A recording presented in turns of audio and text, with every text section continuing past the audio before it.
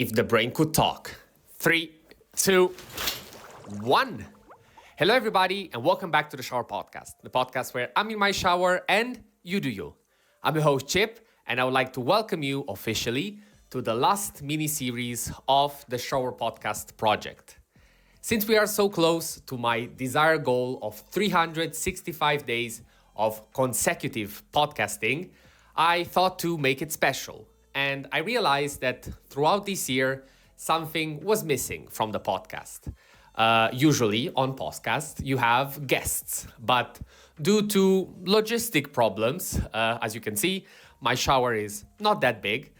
We didn't have a chance to have guests on the podcast. But while thinking about all the things that we have discussed, there is somebody that could be part of our podcast, even though we will have to work with a bit of imagination. As you have seen from the title, this mini-series will be named "What If the Brain Could Talk?" And I really thought, what if parts of our brain, our motivation, dopamine, sleep, neuroplasticity, all topics that we covered across the year in the Shower Podcast, could give us some hints on how to work with them, how we are working against them, and overall to give us some insights on how to properly use our brain. Here on the screen right now, you will see the list of all participants, and also one of them will be highlighted. This is because this series will run over 7 episodes, and each episode will have a certain guest on the show. I deliberately didn't want to use AI for the voices. Let's say I still wanted to make it sound like all the other episodes of the Shower Podcast. So when the guest will be talking, you will hear a slight difference in my voice.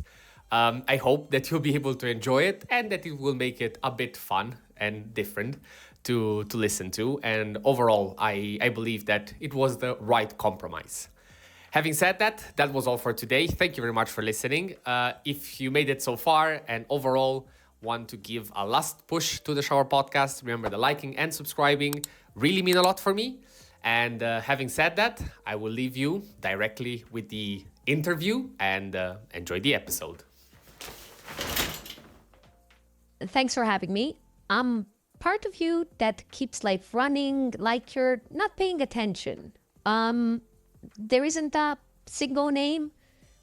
People describe it as the habit system, largely routed through the basal ganglia. Gibberish. If you've ever arrived somewhere and realized you don't remember the last 3 turns, that wasn't you being careless. That was actually me doing my job. Taking a sequence you've repeated enough times and running it with minimal mental overhead. In the neuroscience world, this is the shift from the goal-directed control to habitual control. In simpler terms, there is a specific part of your brain that shows up again and again as a major player in that transition. Okay, so without any offense, you're basically my internal intern. You do the boring stuff so I can pretend I'm a visionary. Okay. Jokes apart, people hear habits and they immediately think discipline posters, David Goggins, cold showers at 4 a.m. What is your actual goal? What are you optimizing for? I can see why that is happening, but at the end of the day, I am optimizing for efficiency and reliability. When you're learning something new, the brain tends to evaluate outcomes. Did this actually lead to what I wanted? Should I change course next time?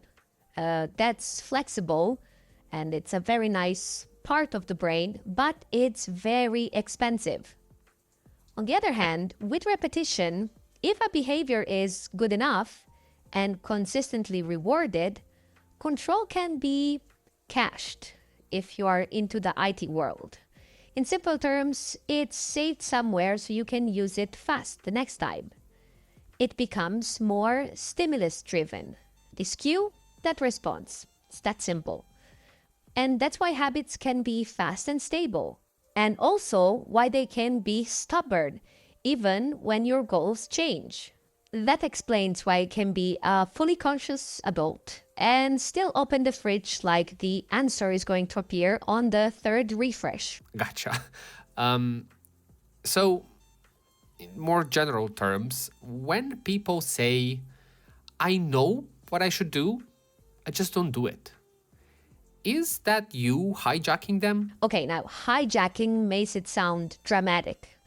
I would say that a more honest word is defaulting. If a cue is strong and the routine is well worn, your system will often select the routine before your deliberative brain has finished its opening statement. It comes to mind to me in animal studies, when habits are well established, behavior can become less sensitive to changes in the value of the outcome. The classic devaluation idea, which is one reason habits can persist even when the reward isn't rewarding anymore. The point isn't that you're doomed, that there is no escape. It's just that once a behavior is chunked and automated, you need a different lever than simply inspiration. Okay, let's talk about chunking. I've heard about this already with our previous guest. And this reminds me of sequence. You also mentioned that. Do you consider habits as single actions, or are they more like little programs, little schedules, so a series of deliberate actions? Um, I would say more like programs. One of the most influential ways to describe basal ganglia function, the things I was talking at the start, basically the function that drives me, is that it helps package behaviors into chunks, sequences with a beginning, a flow, and an end that can run smoothly. So, sort of like an automation. In a research by Grabiel and colleagues, they have written about how, as sequences become learned, so you internalize them, neural activity can emphasize boundaries. So the start and the stop signals, which fits the experience of habits feeling like they kick in, and then you come back online at the end. It's actually, in my view, an elegant system when it's serving you. It frees attention for things that actually require thinking. Okay, I see. So, in simple terms, that's why I can brush my teeth while mentally rehearsing an argument I'll never have. That's nice. Not that useful, but nice. I guess that indeed there are good habits out there. Let's get to one of the most asked questions when dealing with habits, and frankly, the part that people care about. If a habit is running on autopilot, as you mentioned before, how do we change it without trying to wrestle ourselves at the exact moment the autopilot takes over? First, you need to understand that autopilot doesn't mean unstoppable. Even habitual behavior is subject to online control, especially from prefrontal systems, under the right conditions, of course. There is research showing the prefrontal cortex can intervene and modulate habitual actions when it's engaged properly, which is one reason environment and timing matter a lot. You're more capable of steering me before the routine fully launches than when you're already mid-sequence. Second of all, habits tend to be cue-linked. There's many books that talk about this. One of the most famous ones about me, The Power of Habit. If you keep the cue identical and just hope sheer intention wins every time, you're just volunteering for a daily arm wrestle. It won't happen. But when you adjust the cue or the friction around the first step, so before, as we said before this thing actually starts, You change what gets selected in the first place, and that breaks the whole loop. So that's why tiny environmental edits can beat big speeches or motivation. It's not magical. It's just how selection works for me. I see. So the real battle is at the doorway, not in the living room. It actually makes a lot of sense. Last question for today. What do you wish people understood about you so they stop turning habits into a moral drama? This will sound a bit wrong, but you need to consider I'm value neutral. From my perspective, I don't care if the routine is good or bad. I just care that if it's repeated, cued, and reinforced, I just make it happen. If you repeat a behavior in a stable context, you're training circuitry to make it easier next time. That's all there is to it. And that's powerful exactly because you can choose it. And at the same time, it becomes frustrating when you don't realize you're doing it.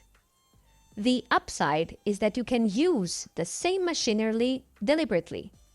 You can build routines that protect your energy. Then let me carry them so that your attention can go do something more meaningful than negotiating with your own toothbrush. Okay, I think that's a very good way on ending this. Thank you very much for being here. Let me try to sum it up a bit what you said, the good and the bad. I would say that habits aren't a personality trait. They're just a brain strategy. With repetition, control can shift from flexible, goal-based decision-making into more automatic cue-driven programs. And the famous basal ganglia help chunk those programs so they run smoothly. And that's why habits can feel stubborn, even when our goals change.